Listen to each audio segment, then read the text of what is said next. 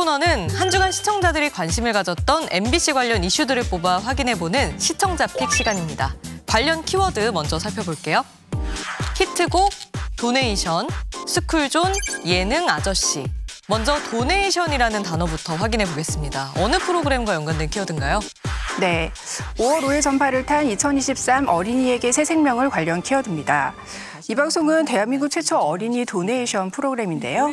33주년을 맞은 올해는 이현희, 인순이 씨 등 다양한 스타들이 출연해서 질병으로 고통받는 어린이들에게 용기와 희망을 선사했습니다. 질병으로 고통받는 수많은 어린이들에게 희망이 되어준 어린이에게 새 생명을 올해로써 33주년이 되었는데요. 작년에 어린이에게 새 생명을 통해서 소개된 어린이들을 기억하실 겁니다. 그 어린이들이 어떻게 변화되었는지 먼저 만나보시죠. 대구에서 만난 지은이네 가족. 볼 수도 들을 수도 없는 4살 지은이는 스스로 침을 삼킬 수도 없어 기도를 절개한 상태인데요. 태어나면서 각종 장기에 이상이 생기는 차지 증후군 판정을 받은 지은이 무려 7차례의 수술을 견디며 지금껏 버텨왔습니다. 따스한 봄날 지은이네 집을 다시 찾았습니다. 지은이네 집에 찾아온 큰 변화. 지은이가 올해 3월부터 장애아 전문 어린이집에 다닌다고 합니다. 행복한 미소로 도착한 어린이집. 어린이집에서는 지은이의 재활치료에 많은 정성을 쏟고 있습니다. 아직 뭐 한 달도 안 돼가지고 크게 잘 모르겠지만은 그래도 지가 좋아하는 것 같아요. 시시고.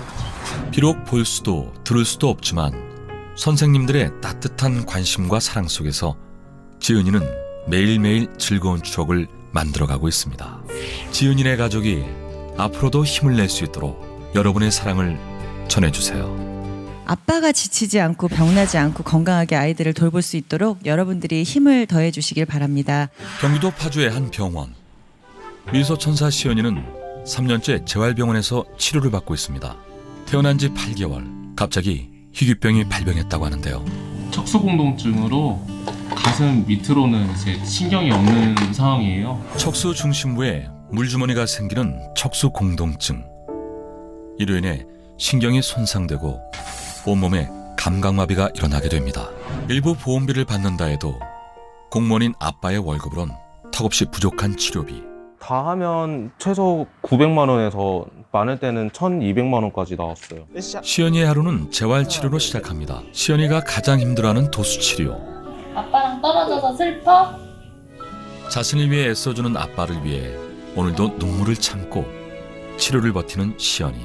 어머! 울렸어. 시연이가 2다리로 세상을 살아갈 수 있도록 여러분의 힘을 보태주세요.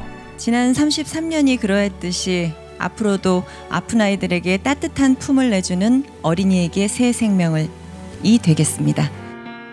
내 좁은 어깨 위엔 빈 곳이 없어. 행복, 행복, 행복을 불러요.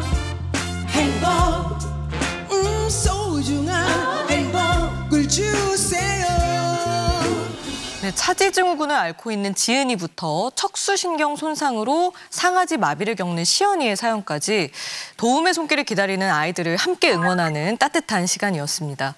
올해는 프로그램에 여러 변화가 엿보였죠? 2가지 면에서 굉장히 눈에 띄는 변화가 있었는데요. 가장 눈에 띄는 변화는 이제 29년 동안 이 프로그램 진행을 맡아왔었던 김희애 씨가 아닌 이제 염정아 씨가 새롭게 진행을 맡았던 부분이 있었고, 이제 그 2020년부터 2022년까지는 이제 이 어린이날이 아닌 이제 연말 12월에서 12월쯤에 이제 방영을 했었었는데 굉장히 오랜만에 어린이날에 방송을 하게 되는 눈에 띄는 변화가 있었습니다. 근데 이 변화 대비 방송 자체 변화는 되게 눈에 띄진 않았어요. 2019년이 방송하고 비교하면은 당시에 인기 보이그룹 멤버들이 이제 같이 김희애 씨와 MC를 보기도 했었고요. 외부 그런 이벤트를 굉장히 다양하게 했었어요. 뭐 캐리커처 행사라든가 이런 것들을 많이 하면서 화제성이 상당히 높았었는데 그때랑 비교하면은 정적인 구성 이었기 때문에 약간 좀 화제성이 떨어질 수밖에 없는 부분이 있었던 것 같고요. 그 이제 그 편성 시간도 금요일 오전 9시 45분 시작을 했는데 좀 시간상으로 좀 도네이션을 하기에는 약간 조금 어려운 시간대가 아니었나라는 아쉬움이 남습니다. 보통 어린이날 하는 방송이라고 할 때 대부분 이제 밝고 이제 건강한 아이들을 많이 묘사하기 마련인데 도움이 좀 절실하게 필요한 어린이들에게 실질적으로 도움을 줄 수 있는 그런 지원을 촉구했다는 점에서 기부 방송뿐만 아니라 어린이날 방송으로도 굉장히 좀 의미가 있었다고 생각합니다. 합니다. 이번에도 정말 사연 하나하나에 몰입하게 될 정도로 그 안타까움이 컸던 것 같습니다. 아이들이 아픈 상황에서 고생하는 모습들도 안타까웠지만 저는 그 상황을 바라보는 부모님, 보호자의 모습을 보면서도 굉장히 좀 가슴이 아팠는데요. 이 희귀 난치병을 갖고 태어난 아이를 보면서 자신이 임신을 했을 때 혹시나 무엇을 잘못한 것은 아닐까 스스로 좀 자책하면서 눈물 짓던 이 하은이 어머니와 본인이 잠시 한눈을 판 사이에 아이가 이제 의자에서 떨어져서 장애를 가지게 된 그 하준이에게 죄책감을 느낀다는 하준이 할아버지의 말씀은 당연히 이분들의 잘못이 아닌 것을 알면서도 왜 이분들이 이런 이야기를 할 수밖에 없는지 좀 부모의 입장이라면 충분히 좀 공감이 되면서 그래서 더 안타까웠던 것 같습니다. 염정아 씨가 MC를 잘 했다라고 저는 느꼈거든요. 특히 저는 그 화나인 온유 엄마에게서 온 문자를 읽는 순간이 있었는데 온유가 건강해지는 날까지 잘 견디겠습니다. 다시 한번 아픈 온유를 위해 시간 내주시고 찾아주셔서 머리 숙여 감사드립니다. 감정을 굉장히 좀 추스르기 어려울 정도로 힘든 상황에서 온 문자였는데도 차분하게 잘 전달해줬고 또 작년에 소개된 아이들의 근황이 이제 방송의 앞부분에 소개된 점이 가장 좋았어요. 특히 대구에 사는 지은이네 근황이 반가웠는데 지금 굉장히 긍정적인 변화를 이제 후원으로 인해서 얻고 있지만 아버지가 이제 육아휴직이 곧 끝나가고 있기 때문에 여전히 또 어려움도 존재하는 가정이었잖아요. 더 이제 지속적인 후원을 독려하는 것까지 있지 않아서 전 여러모로 좀 세심하게 배려했던 프로그램이라고 느꼈습니다. 다음 키워드는 예능 아저씨입니다. 유호연 위원이 준비하셨죠? 5월 3일 방송된 라디오스타 관련 단어입니다. 이날은 남다른 입담으로 젊은 세대 취향 저격에 성공한 예능 아저씨 특집으로 꾸려졌는데요. 김웅수, 권일용, 염경환, 손준호 씨가 출연해 유쾌한 매력을 보여줬습니다. 원조 역주행러 김웅수 씨, 최근 여성 팬들이 아주 훅 늘었다고요? 그 이제 제가 그 응수 씨네 네. 라는 걸 이제 그 맞아요. 포털 사이트 그래 맞아 그 MC를 내가 한 2년 오래 넘게 했죠. 예, 포털에서. 거기 출연자들은 주로 이제 젊은 친구들 다 뭐 젊은 친구들이니까. 그럼 이제 우리 스튜디오 그 앞에 들어가는 입구에 그 팬분들이 그렇게 많아요. 그래가지고 여름 같은 경우는 덥잖아요. 밖에 예. 뭐 거의 40대니까. 그럼 내 차에 이제 물이 있으니까 이렇게 창문 내리고 이 물 드시면서 기다리세요. 이제 2년이 되니까 조금 누적된 여성 그 팬분들이 상당히 많죠. 제가 그 콘서트장 갔을 때 가지를 못하네 사람 때문에. 수가 안 보여. 권 교수님이 굉장히 부러워하시네. 아니요, 저도 이런 일이 되게 많아서. 최근에 어떤 자리에서? 그런 이제 시사회 같은 데 가잖아요. 지나가면 제 이름을 불러요. 권일용 막 이러면서. 야, 권일용! 권일용! 그거는 출소한 지 얼마 안 됐는데. 이름을 연호하고 막 이래서. 시사회장 가면 원래 그래요. 그거 다 그렇잖아요. 원래 그렇대. 권일용 씨가 대한민국 1호 프로파일러이셨었는데 이제는 프로파일러 출신 예능인 1호이십니다. 네네. 최근에 이제 예능 소속사에 입성을 하셨죠? 그럼 저 표창원 씨가 뭐래요? 좀 부러워해요? 아유, 엄청 부러워하는데. 표를 안 내요. 표를 안 내? 아이고, 야. 경찰청에서 그런 거 안 해주나? 경찰청에서, 홍보과에서. 저 그만둔 지가 5년 됐어요. 그만둔 거 알아요? 예, 왜냐면 제가. 말투가 세시네. 저는 굉장히 익숙합니다. 평소에 이런 분들을 제가 평생 만나고 살았잖아요. 나 같은 경우는 쉽지. 제일 어려운 게 묵비권이지. 말 안 하고 가만히. 저는 어쨌든 이 사이코패스들을 상대하는 게 훨씬 편해요. 아니. 홈쇼핑계의 문어발 염경환 씨 24시간이 모자랄 정도로 바쁘게 살고 있다고. 오늘도 저기 그 녹화 전에 뭐 때리고 왔어요? 후라이팬 하나. 후라이팬 때리고 왔어요. 저 염경환 씨가 말이죠. 스스로 만든 그 본인 캐릭터가 있다. 이게 무슨 얘기예요? 빈티지 개그맨이라고 가끔 나와야 재밌다고. 얼마 전에 동상이몽도 네. 시청률이 정말 역대 몇 년 동안 1위가 나왔어요. 우리가 이제 옷이나 가방을 사놓고 까먹고 있다가 가끔 한번 서랍 열었을 때 내가 맞아 나 이거 있었지 하는 그런 느낌. 그래서 오늘 나오고 저는 라스에 3년이나 4년 후에 인사드리겠습니다. 미리 지금. 프라이팬 파는 게 낫다. 손준호 씨가 예전에 제가 김소현 씨 나왔을 때 이걸로 좀 놀렸었는데 자네는 신촌 가서 먹게로. 네. 김소현 씨 서울대 성악과 출신으로 모두 서울대 출신. 남편도 서울대. 남편은 연대. 자네는 신촌 가서 먹. 유행어 덕분에 없었던 신촌 부심이 좀 생겼다. 아, 맞아요. 뭔가 하나의 캐릭터가 생긴 느낌이더라고요. 학교 행사 같은 데 갔을 때도 안녕하세요 뮤지컬 배우 손준호보다는 안녕하세요 신촌 가슴업계 손준호입니다 하니까 동문 총동문회였는데 다 하시더라고요. 반응이 너무 너무 좋고 메시지가 나랑 신촌 가서 먹자 뭐 이런 얘기 많이 받기도 하고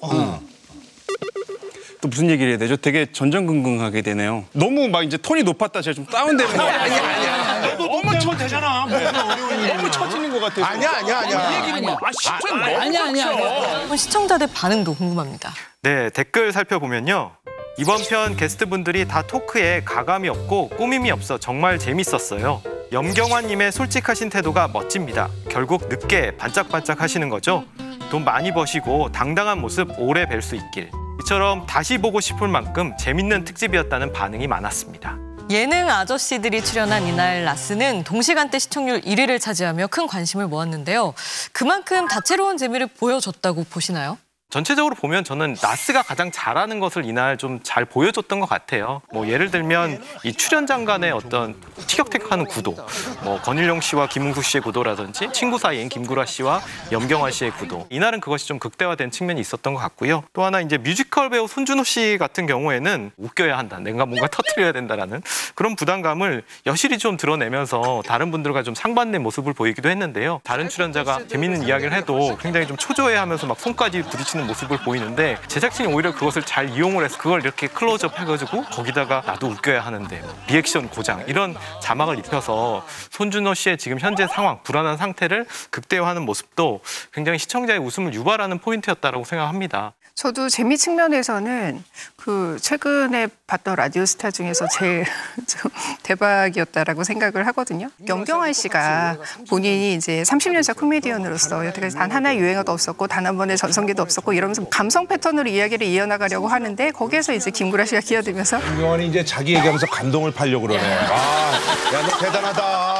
그런 감동 패턴을 완전히 깨버렸잖아요. 이런 것들이 이제 라디오스타 특유의 게스트를 막 다루는 데서 오는 웃음 이런 것들을 다시 한번 이제 초창기의 매력을 좀 살려준 그런 장면이었다라고 생각을 하고요. 권일용 씨가 이제 토크의 재료를 자꾸 이렇게 소환을 했던 절친 뭐 표창원 씨와의 어떤 그런 경제적인 관계를 뭐 통과 제리로 표현을 한다든지 뭐 김웅수 씨의 훈장님 스타일의 토크에 이제 CG를 입히는 그런 식으로 또 CG가 굉장히 또 열일을 하면서 큰 웃음을 이끌어낸 그런 회차였다라고 생각을 해요. 하지만 이렇게 기획면에서 본다면 예능 아저씨라는 타이틀이 좀 매력적이었는가. 예능계에 워낙 중장년 남성들이 많지 않습니까? 그래서 이것이 어떤 차별화된 기획으로서 매력이 있는 타이틀일까 의문이 가는 그런 지점들이어서 이제 웃음과 좀 아쉬움이 이렇게 동시에 들었던 회차였던 것 같아요.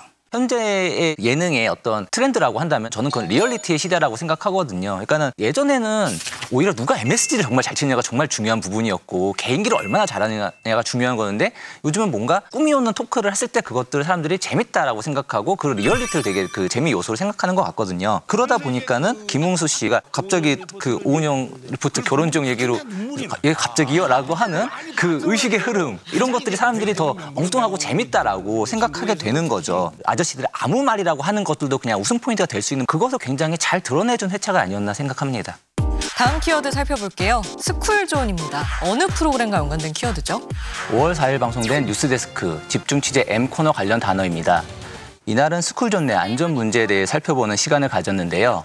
초등학교 주변에 전기차 충전소, 주유소 등 차량 통행이 잦은 시설들이 생기며 아이들의 안전이 위협당하는 실태를 전했습니다. 경기도 시흥시 한 초등학교 앞 왕복 2차선 좁은 도로로 차량들이 쉴 새 없이 지나갑니다. 자녀들의 손을 꼭 붙잡고 등굣길에 함께한 부모들. 교사들은 출근하자마자 교통정리부터 해야 합니다. 선생님이나 아니면은 다른 인력들이 잡아주지 않으면은 아이들은 그냥 앞만 보고 직진을 하는 경우가 있기 때문에 사고의 위험성이 많습니다. 교문 바로 옆은 가림막을 친 공사장입니다. 전기차 충전소가 들어온다고 합니다. 아이들이 등하굣길 수시로 들락거리는 교문입니다. 이곳에서 이렇게 불과 5발자국 떨어진 곳에 전기차 충전소가 들어서는 겁니다. 동시에 6대 충전이 가능한 규모. 개업이 예정된 오는 8월부턴 교문 바로 옆으로 종일 차량들이 드나들 수밖에 없습니다. 초등학교 옆 전기차 충전소, 어떻게 이런 상황이 가능할까? 현행법상 스쿨존 안에는 주차장이 들어오지 못합니다.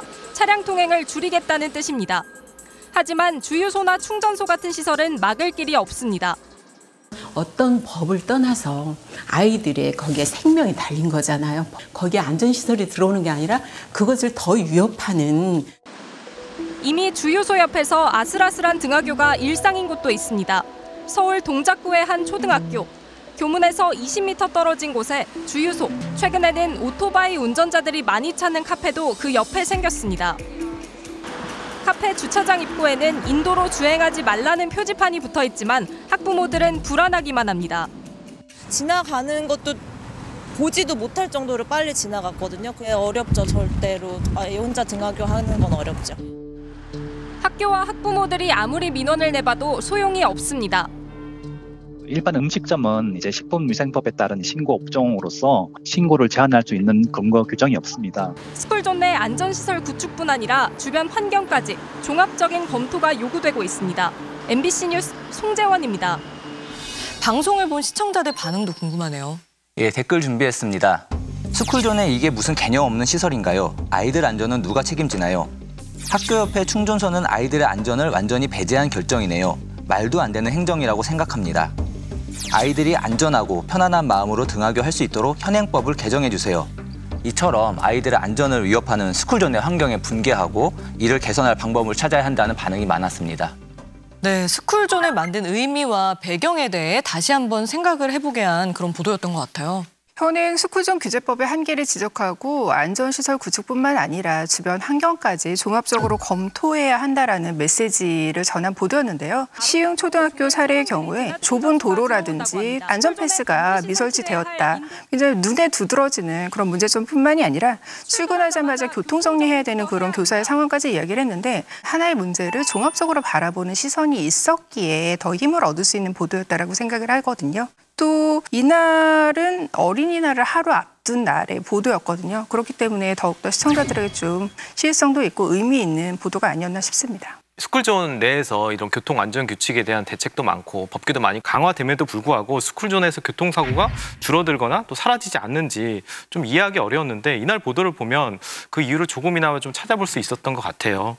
이 법적인 문제가 없다는 이유로 뭐 책임과 문제의식이 없어 보이는 그런 어른들의 태도는 정말 비판과 분노를 넘어서서 답답함과 무력함마저 들었고요. 같은 어른 입장에서 좀 아이들에게 미안하고 부끄럽다는 생각마저 좀 들었습니다. 이제는 조금 더 현실적으로 우리가 이 부분에 대해서 분노만 할 것이 아니라 해결할 수 있는 방안에 대한 고민을 할 시점이 됐다라고 생각을 합니다. 스쿨존 내에서 교통사고로 사망한 아이들의 소식이 어제 오늘 일이 아닐 정도로 심각하잖아요. 그런 현실 속에서 현장에 직접 가서 아이들이 얼마나 위험한지를 보고 있으니까 정말 위험천만한 순간들이 많더라고요. 스쿨존 내에서 전기차 충전소나 주유소 설치를 막을 법적 근거가 없고 또 차량 통행이 잦은 카페 같은 업종들을 또 막을 근거 규정이 전혀 없다라는 사실이 더 좀 암담하기도 했고요. 이걸 빨리 관련 법을 손질하고 나아가서 입법까지도 필요한 사안이구나라는 걸 충분히 느낄 수 있게 했고요. 계속된 후속 보도로 제기됐던 이 문제들을 해결할 수 있는 입법 마련에 국회가 빠르게 나설 수 있기를 바라면서 지켜봤습니다. 다음 키워드 살펴볼게요. 히트곡입니다. 이번 키워드는 이지혜 위원이 준비하셨죠? 네, 5월 3일 방송된 일타 강사 관련 키워드입니다. 이날은 히트곡 제조기로 불리는 작곡가 김영석 씨의 강연이 전파를 탔는데요. 한국 대중가요의 역사와 함께 자신의 히트곡에 얽혀있는 비하인드 스토리를 들려주며 눈길을 모았습니다.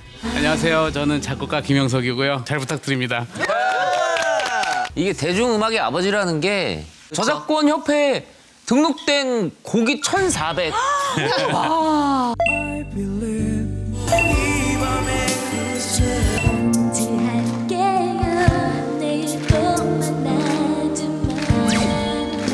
김영석 작곡가가 처음 등장했을 때 굉장히 좀 쇼킹했었어요. 근데 그 쇼킹했다라는 게 이거는 예전에 듣던 것과 달라. 대중음악과 어떤 클래식과의 접점 같은 것들 이런 것들이 가요계를 아주 짧은 시간에 아주 거대한 그런 변화의 물결을 이뤄냅니다. 마음을 먹으신 다음에 가장 처음 그럼 만든 곡은 어떤 곡이에요? 김광석 형한테 줬던 사랑이라는 이유로. 사랑이라는 이 노래도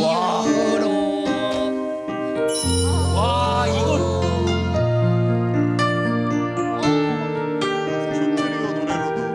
처음에 들어갈 때 이렇게 약간 삐끗해서 들어간 느낌 있잖아요. 저는 이 비화성음을 되게 좋아해요. 사는 것도 항상 행복하면 재미없고 지루한데 뭔가 불행도 있고 아픔도 있고 안 어울리는 것도 있고 이런 것들이 엮이면서 되게 아름다운 삶이 되듯이 음악도 비슷한 것 같아요. 우리나라 사람들이 진짜 발라드를 좀 좋아하는 게 왕족 계보가 있잖아요. 가수로 따지면 역시 이문세 씨를 빼놓을 수가 없겠죠. 그 다음 세대가 저는 바로 이제 뒤에가 변진섭 씨하고 신승훈 씨가 계세요.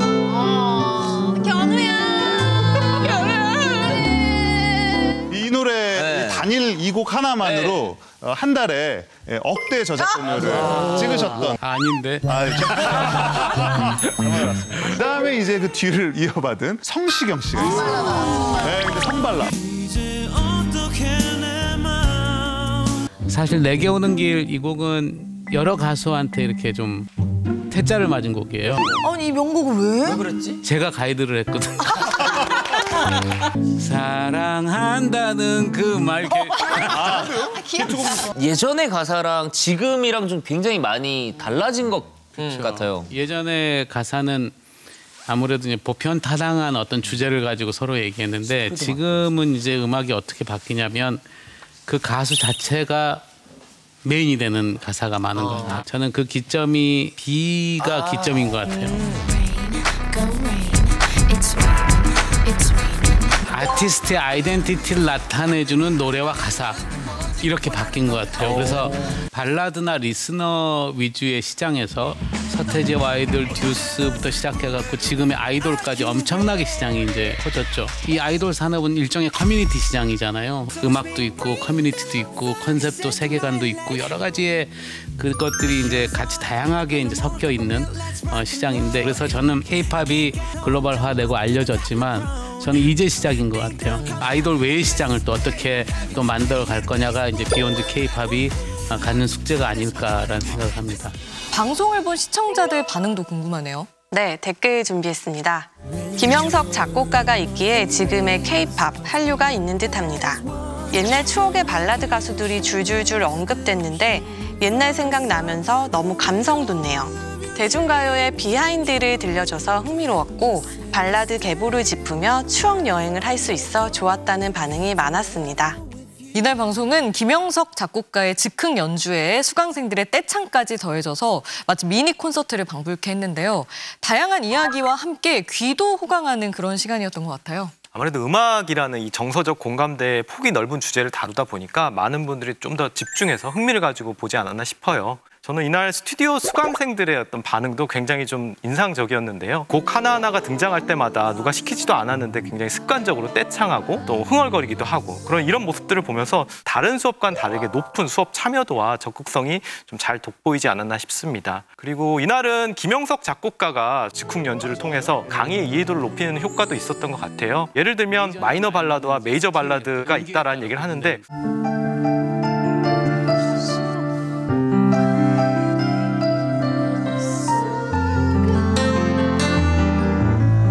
메이저로 딱 들어가면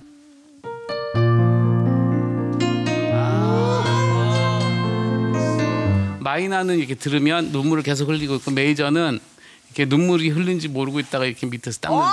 확실히 시청자들이 이해하기도 쉽고 집중도 있게 강의가 이루어지지 않았나 싶습니다. 저도 김영석 씨가 키보드 앞에 앉아있는 모습이 좋았는데요. 미니 콘서트 같기도 하고 다른 강연 때와는 확실히 차별화가 됐던 것 같아요. 유명인이 강사로 나오게 되면 그 개인의 어떤 입지적인 스토리나 에피소드 위주로 흘러가기 마련인데 이번에는 이제 한국 대중음악이라는 큰 틀 아래서 굉장히 통일성 있고 완결성 있게 흘러갔어요. 브릿지나 뭐 화성적인 디테일, 나인스 코드 같은 음악적인 얘기를 할 때도 일반인들한테는 낯설기 마련인데 그다음 브릿지가 전혀 다른 코드가 나오죠.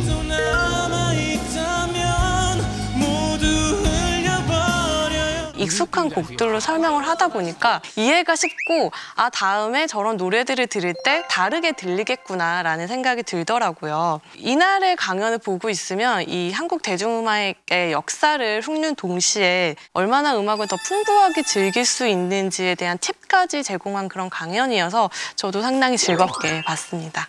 저 역시 90년대에 대중문화를 굉장히 가장 열심히 습득했었던 시절이었기 때문에 그냥 마냥 좋죠.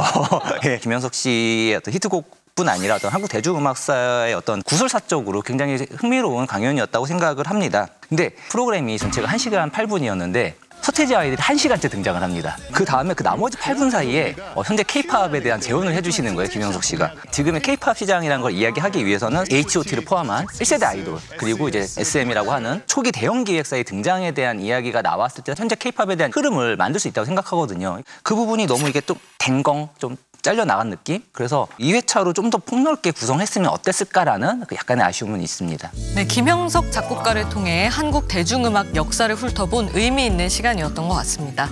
앞으로도 일타 강사를 통해 각 분야의 재미있고 유익한 비하인드 스토리를 많이 만나볼 수 있길 기대해 봅니다.